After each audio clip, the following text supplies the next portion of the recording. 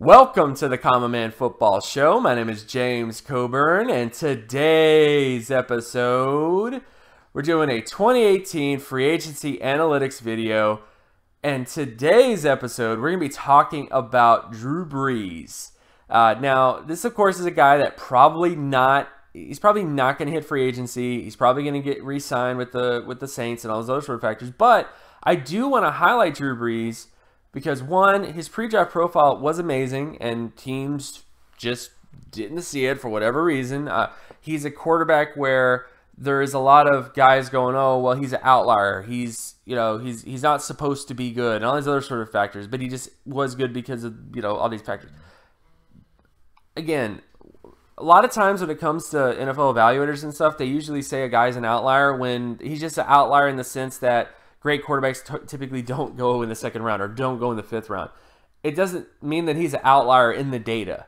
So a lot of this video is going to be looking at what Drew Brees looked like based on data coming out of college and what his NFL career has looked like up to this point. And then ultimately, how much do you pay a guy like this? Like, how much do you re-sign in terms of a contract extension? What would you give a guy like this, considering his age and other sort of factors, and of course his performances over the last couple years? So we're going to get into a lot of that stuff. All terms and definitions are going to be in the description. So if you're not familiar with my work or you're new to the channel, all that stuff will be in the description, so you can kind of go there and you can pause the video and look at the charts at your leisure and do those other sort of things. But the bottom line is we're going to get into a lot of different information here when it comes to Drew Brees. And again, this is a guy that may not hit free agency.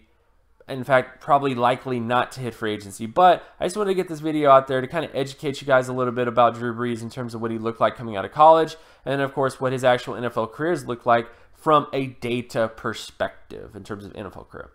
So first off, when you look at his FBS production scores and his high school production scores, Drew Brees was pretty much fantastic in terms of both those areas. Had a 93.94 high school production score. It's important to note that Drew Brees is one of the rare quarterbacks I was actually able to dig up a high school production score on, considering that this score is from his 1996 season in high school. So just keep in mind that. But the bottom line is to have a 93.94 high school production score in a completely different era. I mean, we're talking about high school football in 1996, not high school football in 2006.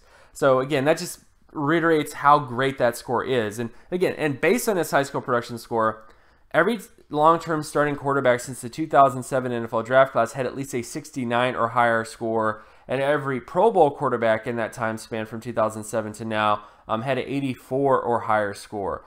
And those quarterbacks in that time span were guys like Matt Ryan, Cam Newton, Russell Wilson, Andrew Luck, all those types of guys.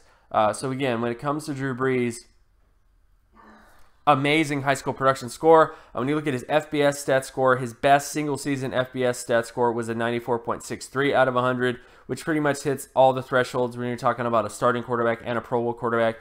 So again, looking at his profile coming out of college, out of Purdue, does this look like an outlier to you? I don't think so.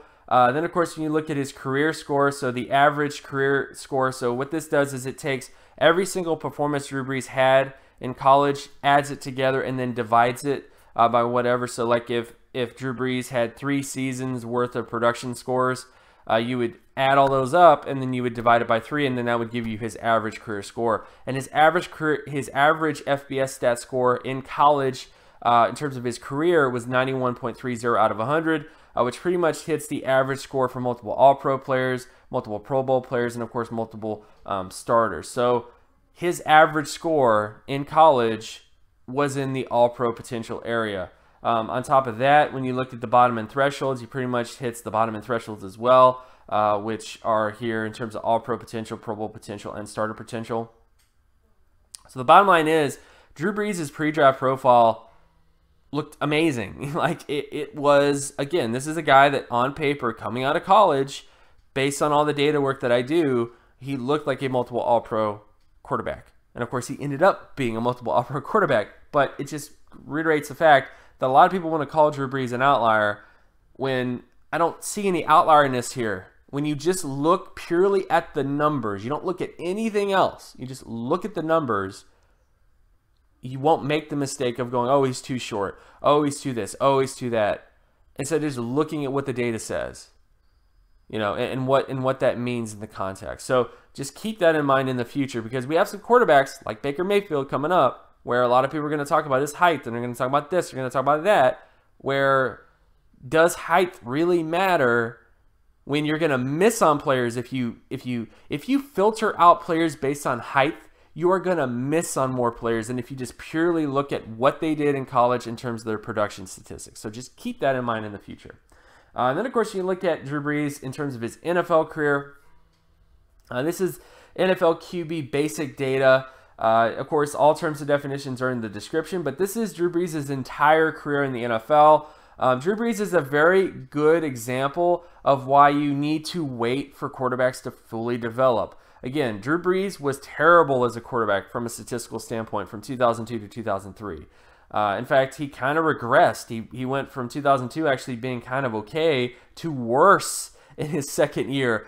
And then in 2004, he had that amazing breakout. So again, this just kind of, this should just go as an example of NFL careers don't always start out amazing. You know, like not every rookie quarterback is going to be amazing in their first year or even their second year. So just keep that in mind when it comes to these quarterbacks, that sometimes it might take a little bit longer. The team has to get a little bit better around them. So you have to be a little bit more patient is all I'm trying to say. Because if you look at a guy like Drew Brees, again, the first 2 years of his career, statistically speaking, were terrible. And then he had an amazing breakout. So you just have to keep that stuff in mind when it comes to his overall data. And then, of course, you look at his completion percentage data. This essentially looks at what his completion percentage is on first down, second down, third down, and fourth down throughout his entire career. And he's just been a machine when it comes to that. As you can clearly see, just amazing. And his 2017 season was even better than his 2016 season when it comes to completion percentage. And then finally, we look at his first down conversion rate, which essentially deals with the ability to convert first downs on first down, second down, and third down. The one area of concern with Drew Brees this season is that his third down conversion rate, which has always historically been amazing. I mean, if you look at from 2004 to 2016, his third down conversion rate has been amazing in that time span. But 2017 was the first year where he actually hit a 60 instead of in the 80 range when it comes to his third down conversion rate. Is that the biggest deal in the world? I mean, I'm not sure in terms of that particular information, but that's the one thing I can say is that that is the one oddity of his season in 2017, was that he was still pretty decent in terms of first down conversion rate and second down conversion rate. He was pretty decent, but this 2017 season was the first year where he didn't hit a 90th percentile area in a while, and of course he had kind of one of his worst third down conversion rates in the history of his career. And again, third down conversion rates are very important to winning football games. So just to take that into account, that's the only sort of concern with Drew Brees, is that he did somewhat have a regressive year when it comes to his ability to convert first downs in various downs and distances. So overall, when you look at Drew Brees' his profile, his pre-draft profile, for example, it was amazing. I mean, he's a guy that, again, he's that example of why height really doesn't matter. You know, a lot of people want to put a lot of stock into height and why height matters and this and that. The bottom line is 6-foot quarterbacks are very rare. I mean, there's not a ton of them. And a lot of times the ones that are really good, like Drew Brees, end up being very good pros.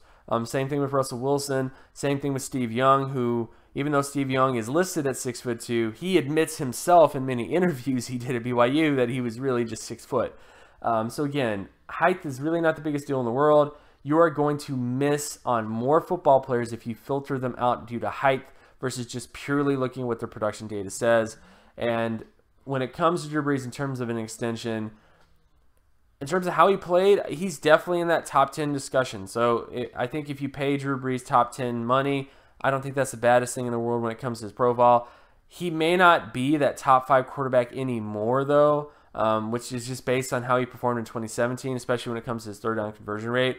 But he's definitely still fantastic. And I think if you pay him top 10 quarterback money in that sort of area, I think you won't lose money. But just keep in mind that he did show a little bit of regression this year versus other prior years, especially when it comes to third down conversion rate, which is something that is very important to winning football games, and something to keep in mind that he is showing a little bit of age in terms of his performance.